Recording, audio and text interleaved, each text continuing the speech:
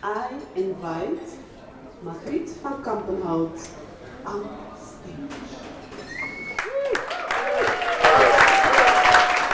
So, 12 years ago, on an evening, I went to a sauna. And when I entered the sauna cabin, I saw there was one man in that sauna. And by the way he was sitting there, I think he was there for a while already. Elbows on the knees, head down, and he didn't see me coming. So I said, hello. And he looked up, and the only thing he did was, ah! And before I could react, he said, I am a professional piano player. And I said, wow, this must have been a shock for you. And he said, you bet. And we had a lovely, lovely talk together, because the naked truth in that sauna cabin was that I embodied his fear.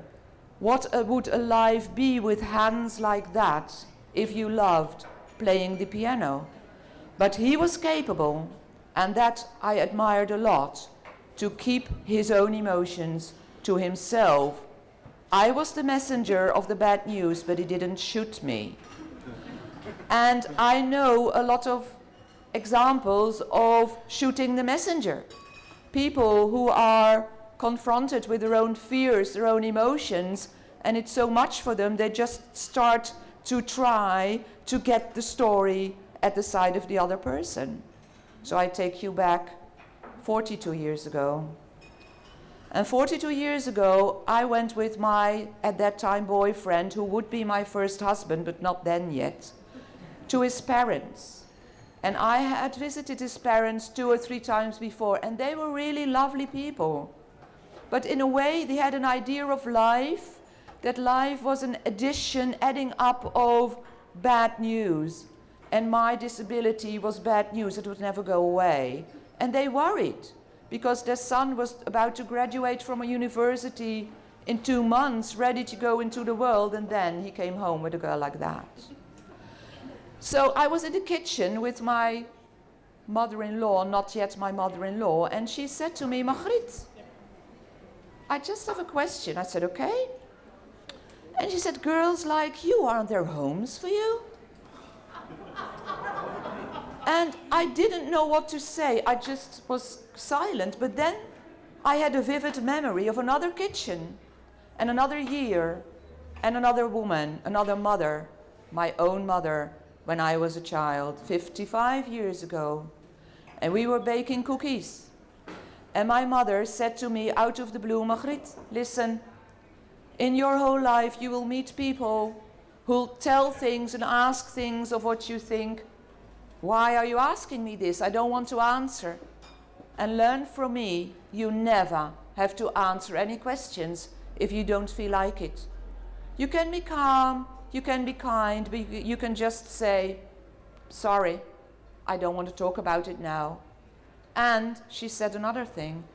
She said, if someone tells you that you are scary, or tells you that you should be in a home, I don't think she said it literally, but I want to make a link to my first mother-in-law, that she said, what they don't know themselves yet, that they might say you are scary, but they actually say, I startle, and I have time, I need time to adjust. Could you please help me? They don't know, but now you do. Would you like another cup of tea?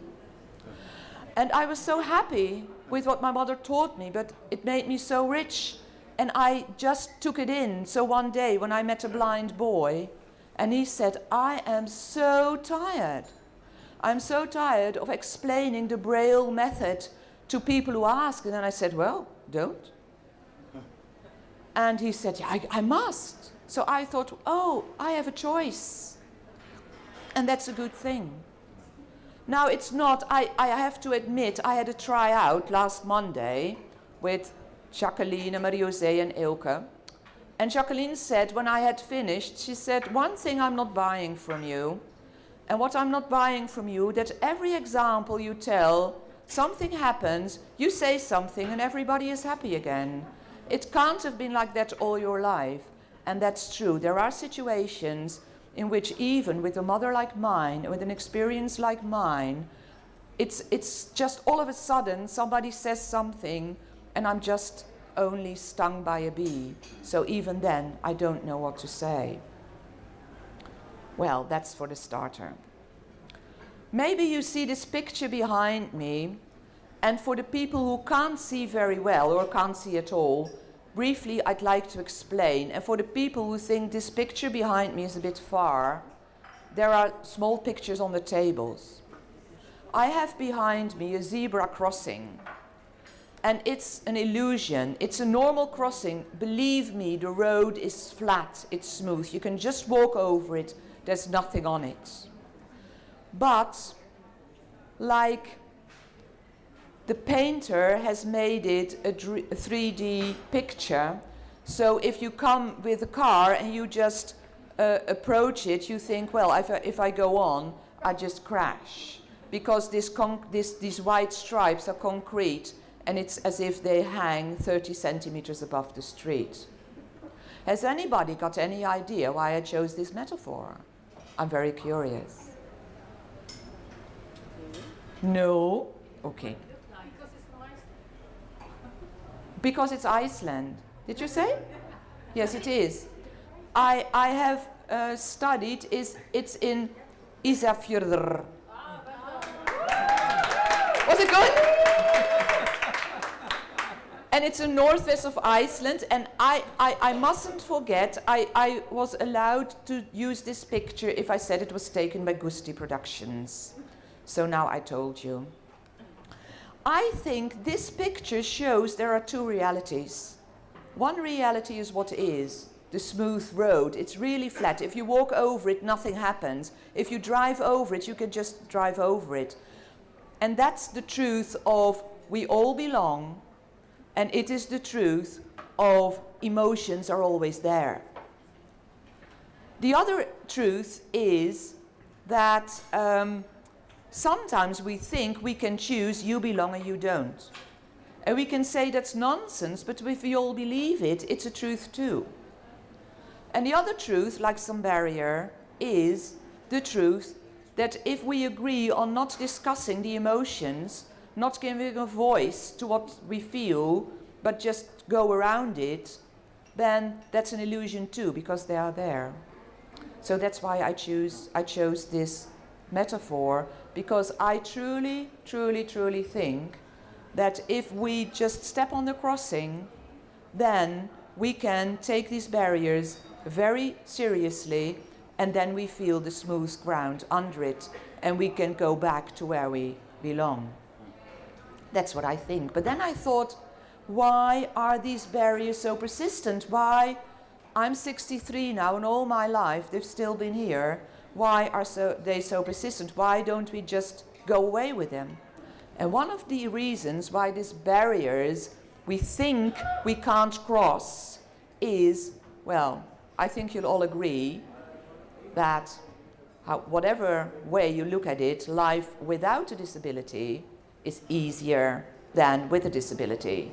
But to be honest, I think most people are just very kind people, and it's more like the unfamiliarity. People don't know how to deal with the discomfort. So I think, and I have an example of that. Some weeks ago, I was at a hogeschool, the High School of Rotterdam, as a guest teacher for physiotherapists.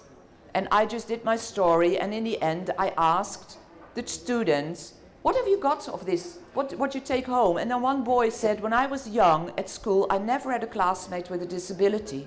At high school, I never had a classmate with a disability. And now I see people with a disability in my room where I treat them. But you taught me, and I said, I hate myself for saying it. You belong to us too. We're all of one kind. So he stepped up the crossing. And I think another example is that people have bad memories. And memories, like with elephants, can stick for years. Well, I'm sorry, Jacqueline, it was an example again of you. That one, you told me once you went posting a letter, but then you thought, oh my goodness, this box is too high. But a nice lady came by and you asked her, would you please help me? And the lady said, I'm so happy you asked me, I can help you, because 6 years ago, I asked a person with a disability to help him, and he was so aggressive. So I concluded people with a disability never want to be helped. And then Jacqueline said, well, maybe he just had a bad mood or a conflict with his wife. And that was just a paradigm shift, like, oh, it's different from everybody. And now I have an example which has nothing to do with disabilities. But we had neighbors, and they had adopted years and years ago an African boy, and you could see he was from Africa, black.